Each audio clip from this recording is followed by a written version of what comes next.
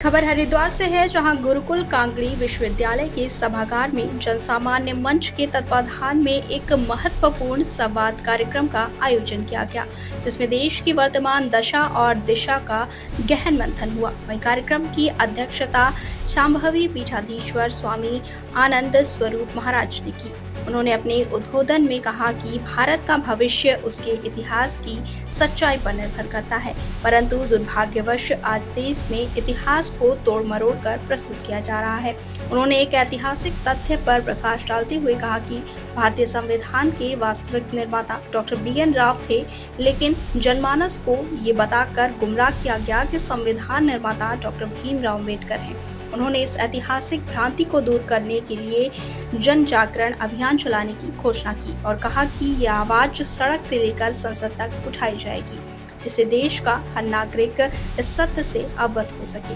वहीं इस अवसर पर स्वामी आनंद स्वरूप द्वारा लिखित पुस्तक संविधान निर्माता बी.एन. राव का लोकार्पण भी भव्य रूप से संपन्न हुआ।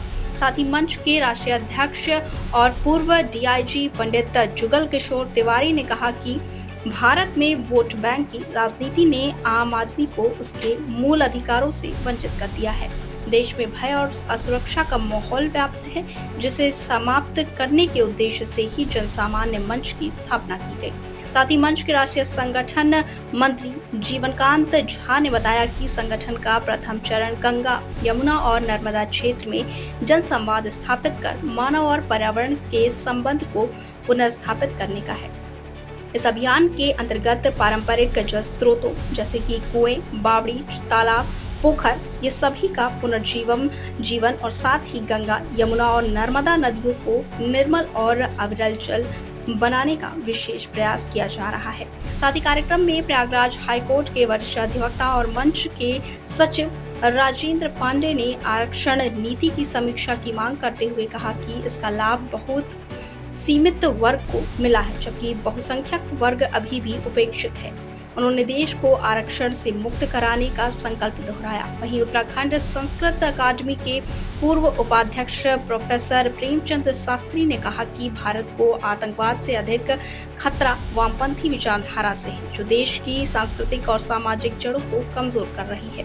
वहीं कार्यक्रम के दौरान परशुराम अखाड़ा अध्यक्ष पंडित अधीर कौशिक द्वारा अतिथियों के रुद्राक्ष की माला और अंग वस्त्र भेंट कर सम्मानित किया गया।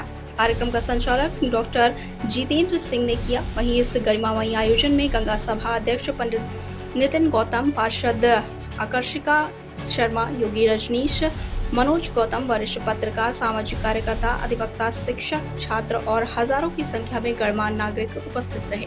साथ ही ये संवाद कार्यक्रम न केवल देश की सामाजिक और राजनीतिक चेतना को जागृत करने वाला रहा, बल्कि इतिहास में प्रस्तावित अध्यायों को पुनर्जीवित करने का सार्थक प्रयास भी सिद्ध हुआ।